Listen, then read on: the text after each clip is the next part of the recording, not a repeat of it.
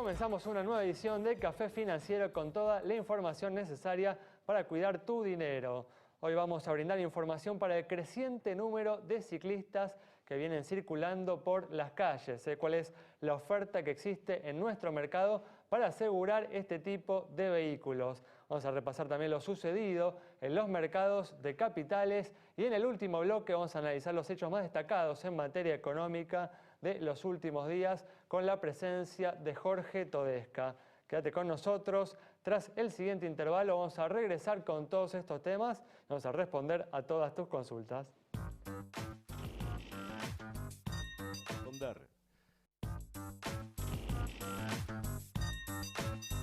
Muy bien, ya estamos aquí con la presencia de Santiago Chelala. También está Yamila Escala, que ha vuelto, ¿no?, luego de su malestar, de su inconveniente del otro día. Y también está Diego Martínez Bursaco, hoy para hacer el repaso habitual por los mercados de capitales. ¿Qué tal? ¿Cómo andan? Muy bien. Hola, bienvenidos. Ahora bien. Gracias. Bueno, vamos a comenzar rápidamente con los temas que tenemos para hoy. Y en estos últimos 2 días el dólar blue pegó un salto importante, cerrando en su nivel más alto desde mediados de marzo, muy cerca de los 13 pesos. Santiago, ¿te esperabas un movimiento así de la moneda americana? Algunos lo atribuyen, Ale, a la designación de Carlos Zanini en la fórmula con Daniel Scioli. Pero el salto fue ayer más importante, ¿eh? Bueno, hoy cerró 12.90. Hoy mantuvo su nivel, incluso subió un poco más. Algunos rumores ya corrían de que parece que hay kirchnerismo para rato con esa fórmula, así que algunos lo atribuyen un poco a los rumores políticos. También están, por supuesto, la incertidumbre de qué va a pasar en el mes de octubre, cuando venzan los casi 6.000 millones de dólares que tenga que pagar el gobierno por el vencimiento del BOE 2015. Ale, las reservas ya estuvieron en 28.500 millones, ya estuvieron muy por debajo de los 33.000 que están ahora, pero claro, eso fue hace un año, cuando había 40% menos de pesos circulando entre pesos y deuda del Banco Central. Así que si las reservas vuelven a ese nivel, donde, repito, ya estuvieron, pero ahora hay mucho más pesos dando vuelta, bueno, la incógnita, el interrogante es qué va a pasar con el tipo de cambio, si va a haber mayor presión también cambiará a medida que se vayan acercando las elecciones. Son un poco los rumores, la volatilidad que está dando vuelta que hace, por supuesto, que se traduzca esto en movimientos del dólar blue.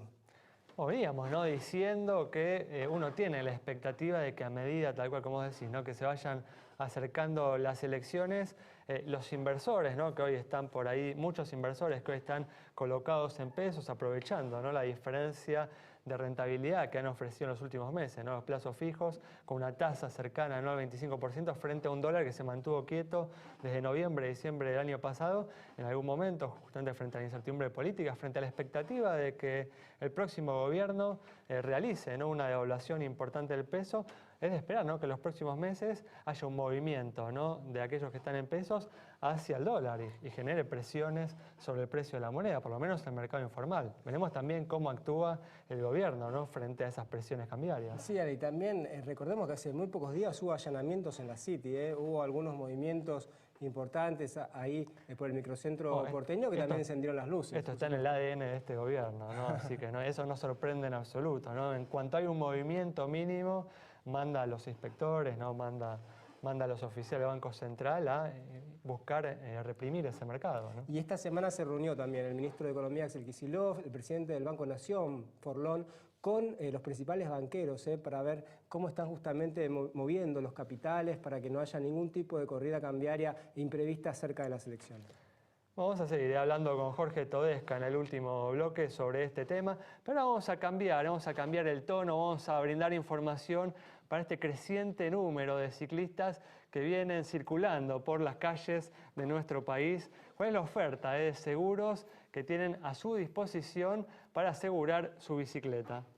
Las bicicletas están en la calle y se sienten, por eso vamos a incorporar esta sección a un nuevo seguro, sí, que empiezan a ofrecer cada vez más compañías y que depende de la empresa, es que si ofrecen, bueno, para robo, para responsabilidad civil, incluso una cobertura de accidentes personales para cuando uno justamente está andando en esa bicicleta por las calles porteñas, principalmente, sí, que es donde ha estado este boom. Bueno, les vamos a presentar como siempre un ejemplo. Esto va a ser para una mountain bike valuada en 2.500 pesos, ¿sí? A partir de estos valores entonces es que vamos a calcular, hay bicicletas mucho más caras, caras que desde ya también van a ser aseguradas, pero bueno, eso uno se sienta con su productor asesor de seguros o con la compañía donde uno va a contratar esto y ve las condiciones y específicamente ve qué cubre, ¿sí? En especial si tiene una factura de esa bicicleta que compró, bueno, todas cuestiones que tendrá que ver y por eso siempre le recordamos esto de consultar a más de una empresa. Pero vamos a los números, ¿sí? Esto es, y así es como arranca para este tipo de bicicleta.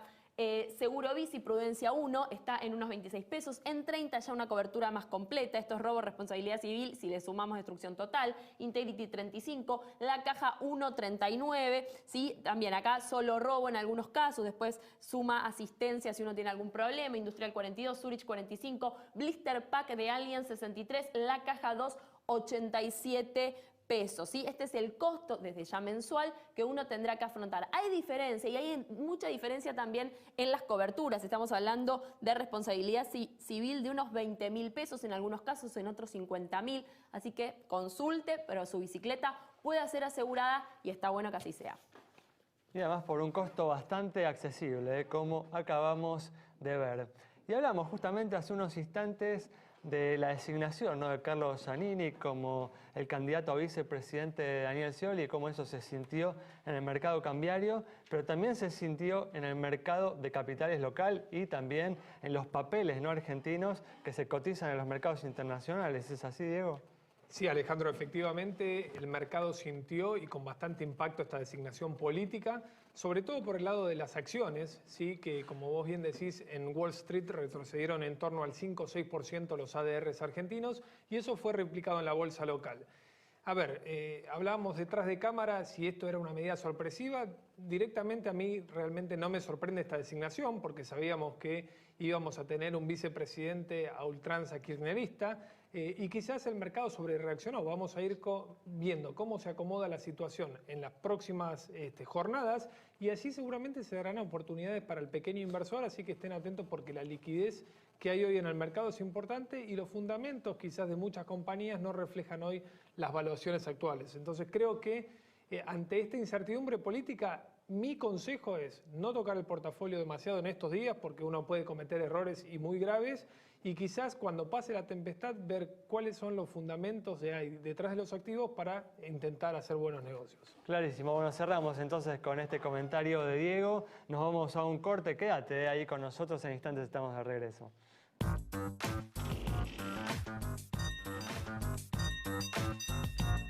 Muy bien, estamos de regreso y vamos a comenzar, como hacemos siempre, a responder a todas tus consultas. Y tenemos, por ejemplo, la de Gabriel sobre la situación del Banco Santander Río. Banco de Capitales Españoles, el banco privado de Argentina más importante en cantidad de depósitos. Vemos sus números en pantalla, tiene un patrimonio de 12.485 millones de pesos, depósitos por 72.313 millones y resultados positivos en el último ejercicio de 528 billones de pesos. Buenos indicadores de solvencia y también de liquidez, cara sonriente para el Banco Santander Río. Bueno, cambiamos de tema y a ningún candidato le gusta explayarse sobre la posibilidad de un ajuste en la economía para el próximo mandato. Y algunos, como por ejemplo Scioli, Daniel Scioli, ¿no?, del que hablamos hace unos instantes, directamente afirman que no es necesaria en la Argentina tal cosa. A partir de esto hablamos con el público, ¿no?, para conocer qué esperan en relación a este tema. Café Financiero le preguntó a los argentinos si creen que el próximo gobierno tomará o no medidas que golpearán sus bolsillos y si creen que esto dependerá de quién gane la presidencia. No, creo que va a mejorar siempre y cuando no sigan este sistema. Yo creo que son necesarias. El país está en quiebra, esa es una realidad. La gente está muerta de hambre. Tienen que hacerlo porque si no vamos toda a la ruina. Económicas en todos los sentidos, disminuir los impuestos y pagar los gastos públicos. Bueno, en realidad es lo que espero para el beneficio de todos nosotros ciudadanos. Económicas para que todas las personas puedan estar mejor, que baje la inflación, que aumenten a los jubilados, que todos puedan tener una vida digna. Sí, supongo que sí, pero no de golpe, lo hará paulatinamente. Un poco atrasado el tipo de cambio, creo que van a tener que devaluar algo por lo menos porque las economías regionales están muy mal.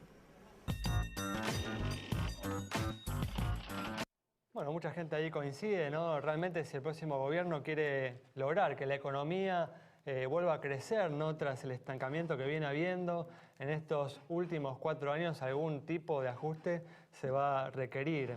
El punto importante en todo caso es tener la sensibilidad, la habilidad, la capacidad política para que el costo de ese ajuste caiga lo menos posible sobre los sectores más vulnerables de la población, ¿no?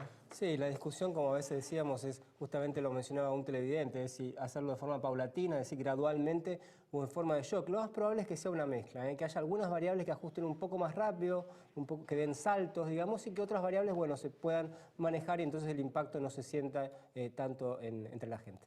Bueno, iremos viendo, pero por lo pronto, volviendo, ¿no?, al escenario internacional, hubo una buena noticia para Argentina, una noticia, digamos, que si se consolidara, justamente haría menos necesario un ajuste, ¿no?, en la economía, que es justamente el buen desempeño que ha tenido el precio de la soja en estos últimos días. ¿Es así, Diego? Así es, Alejandro. Como bien comentaban con Santiago, la agenda económica va a ser la que marque un poco las decisiones de política económica para el próximo gobierno, ¿sí? Pero en realidad también estamos atentos a lo que pasa en el mundo. Y en el mundo hoy la preocupación está si va a subir el costo del dinero, del préstamo, y esto lo deduce a través de la Reserva Federal. Hoy precisamente el Banco Central de los Estados Unidos se reunió y comentó que todavía ve un crecimiento moderado de la actividad económica en los Estados Unidos y es por eso que todavía no está totalmente firme la decisión de aumentar la tasa de interés. ¿Cómo nos repercute a nosotros, los países emergentes? Sobre todo por el lado de los commodities, ¿sí? Porque una tasa de interés baja en Estados Unidos es equivalente a fortaleza en los precios de los commodities. Y en definitiva sabemos que muchos de los productos transables de Argentina que exportan y que generan las divisas tan necesarias para nuestro país provienen de productos agrícolas, cuyo precio internacional está dictado por el mercado internacional. Es así. De todas formas, bueno, estuvo el otro día, el viernes, Jorge Castro, el economista. Él dijo, ¿no?, que a pesar de una suba de la tasa de interés en Estados Unidos, espera un ciclo positivo de las commodities para los próximos años, que bueno, fue una noticia optimista y alentadora para justamente la próxima administración. Bueno, vamos a cerrar ahora este bloque respondiendo, como hacemos siempre, a una última consulta sobre la situación de una compañía de seguros. Para Macarena, que nos preguntó sobre la situación de Allianz, esta empresa presenta estos indicadores. Un activo de 3.271 millones de pesos, pasivo 2.714 millones, patrimonio 556 millones de pesos, resultado positivo 87 millones, primas 3.571 millones de pesos, se informa 2.169 juicios con indicadores que se condicen con los del promedio del mercado. Es que le otorgamos la luz verde de nuestro semáforo. Y recuerden, acá, @Café Financiero en Twitter, en Facebook también nos encuentran como Café Financiero. Nos escriben y les respondemos. Os recordad, es muy importante al momento de contratar a tu compañía de seguros averiguar cuál es su situación de solvencia para tener la tranquilidad de que en caso de siniestro la compañía va a estar ahí para atender y cumplir con sus compromisos. Cerramos de esta manera el bloque. Quédate con nosotros. Al regreso vamos a estar analizando las noticias más importantes en materia económica de los últimos días con el economista Jorge Todesca.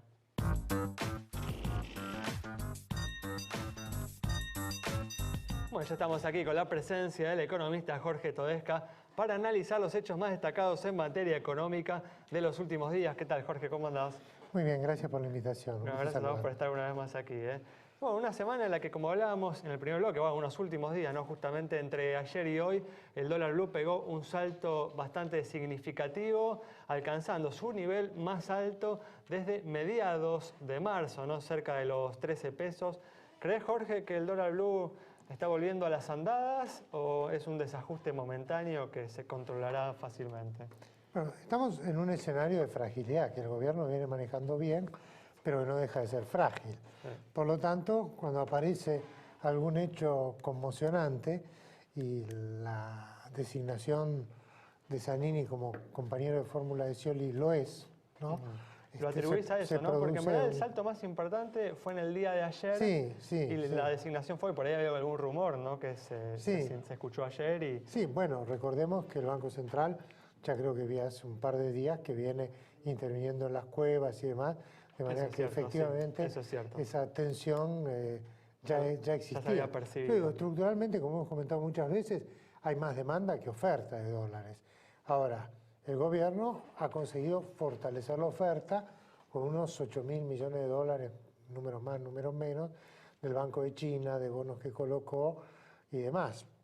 Pero ni los ingresos de la cosecha vienen tan bien, ni hay ningún otro flujo externo. Y por otro lado, la gente sigue demandando sus 500 millones de dólares que el gobierno generosamente le da. Un aspecto además también importante, ¿no?, que yo vi en estos últimos días es que no es solo que aumentó el dólar blue como había sucedido estacionalmente en otros momentos, en otras segundas quincenas de meses anteriores, sino que también hubo un movimiento ascendente del llamado contado con liqui, ¿no?, que es el dólar que se utiliza para transformar pesos en el mercado local y en dólares en el mercado externo, ¿no?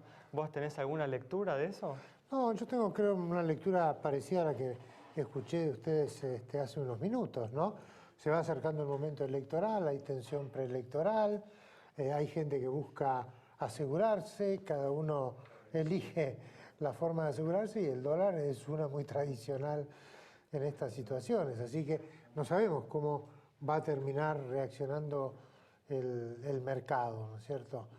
Cuanto más incertidumbre, más posibilidad hay de... Además se va retroalimentando el proceso, ¿no? Como todos esperamos que la gente haga eso, entonces nosotros también esperamos que justamente haya un movimiento del dólar, aunque no necesariamente se justifique en la realidad competitiva o productiva de la Argentina. O también... No, porque el atraso del tipo de cambio no es un atraso monstruoso en términos estrictamente de la competitividad, porque tenemos un problema de no ingreso de capitales que no tiene que ver con el tipo de cambio estrictamente, sino con la desconfianza, con la falta de reglas sólidas a mediano plazo. Es más, yo respecto a esto un comentario.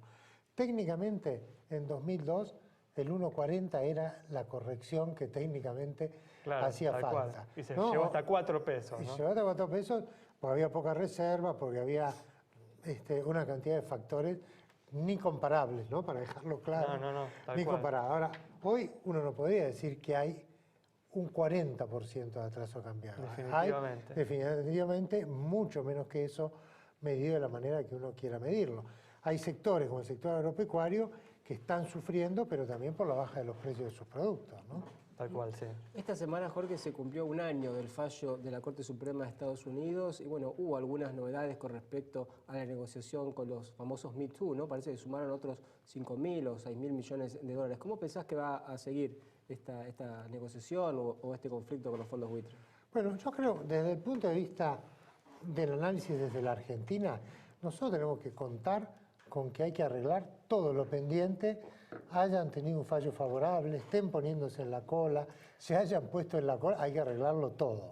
¿Cuánto vale ese todo? Eso en realidad es más incierto. En las planillas del Ministerio de Economía, el capital originalmente adeudado eran 6.000 millones de dólares. Llega eso a los 20.000 que dice el gobierno, es 12.000, es 10.000, ¿cuánto se puede negociar?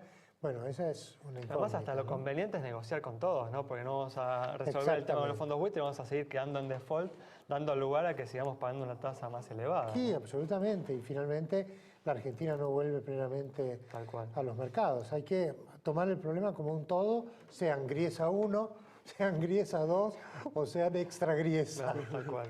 Ahora, sin embargo, el valor de los títulos públicos de Argentina hoy en día cotizan a un valor más alto de lo que era hace un año, por encima de los $100 valor nominal. Eso es difícil de explicar también realmente. Sí, es difícil de explicar. Hay muchas paradojas en la Argentina. También, digo, es una oportunidad por la tasa de interés que hay y porque no hay nadie esperando que haya un default de esos títulos, ¿no? Bueno, además también el país no está particularmente endeudado, comparándolo con los estándares históricos y también con los estándares internacionales, digo, ¿no? No, claro, estructuralmente eso es así. Ahora, lo financiero se resuelve en el corto plazo. Sí. Y en el corto plazo vos puedes tener una deuda muy baja, pero puedes tener un vencimiento que no puedes pagar. ¿No es cierto? No digo que esto esté ocurriendo, pero en octubre hay uno fuerte y también probablemente eso empieza a explicar alguna tensión, no lo habíamos mencionado antes, ¿no? Sí. Porque esta semana también la presidenta anunció un aumento de la asignación universal por hijo y que también va a tener el mismo sistema de indexación que las jubilaciones. ¿Te parece que es una medida correcta, adecuada, en un contexto por ahí donde el déficit está pesando cada vez más, pero socialmente se necesita una actualización de esos valores también, ¿no? Sí, yo creo que para recortar el déficit hay otros renglón.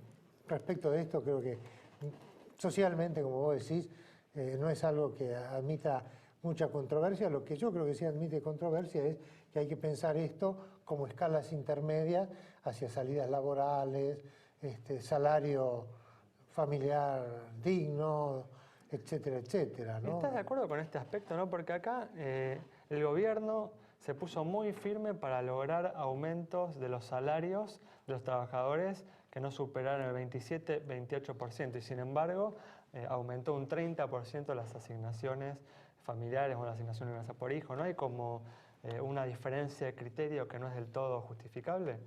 Sí, hay una diferencia de criterio.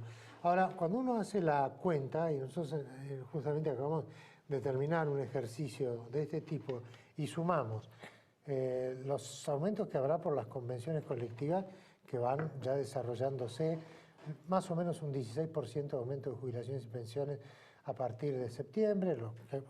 De todo eso, lo que menos influye es esto de las asignaciones familiares, los aumentos que va a haber en el sector privado y demás.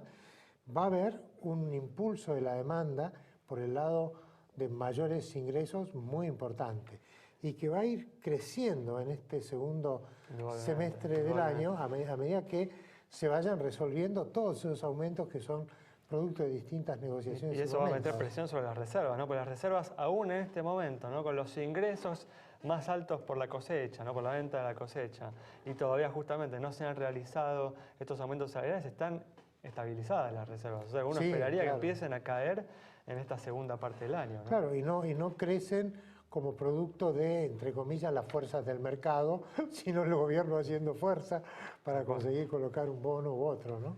Te vuelvo a traer el tema de la designación de Zanini.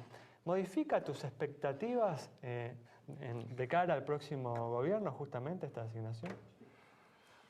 Bueno, yo creo que reafirma muy fuertemente este, digamos, modelo. Ahora, Zanini nunca se ha metido en asuntos económicos, ¿no? Por supuesto que estoy seguro que comparte todas las decisiones. Todavía no sabemos ahí cuáles son las decisiones económicas, pero en lo institucional es alguien que me parece que reafirma las decisiones institucionales de este periodo. Y hay muchas que me parecen muy cuestionables. Pero bueno, los mercados se ha tomado como una fuerte señal, ¿no? En el sentido económico, en el aspecto económico. Y sí, porque, digamos, en los mercados, más allá de si devaluación o no devaluación, yo veo las siguientes cosas que se miran. ¿Voy a tener libertad de precios en algún momento o no voy a tener libertad de precios? ¿Voy a tener plena aplicación de la nueva ley de abastecimiento o eso se va a revisar? Bueno, ¿estadísticas confiables? ¿Estadísticas confiables o estadísticas no confiables? Ahí, bueno, me animaría a decir que el que venga va a mejorar las estadísticas, Zanini más o Zanini menos. Pero esos otros marcos institucionales tan fuertes que son impronta en lo económico de este gobierno, uno diría que está frente a alguien que ha escrito los fundamentos de esas medidas. Y digo escrito porque uno que ha estado en la función gobierno, ves las exposiciones de motivos, que en general no se leen mucho, de las leyes que se presentan o los decretos que se emiten, y el secretario general de la presidencia, sea él personalmente o su equipo, es siempre el autor de esa argumentación. Bueno, un hecho importante para tener presente también, ¿no? Evidentemente los mercados lo han tenido presente. Sí, claro.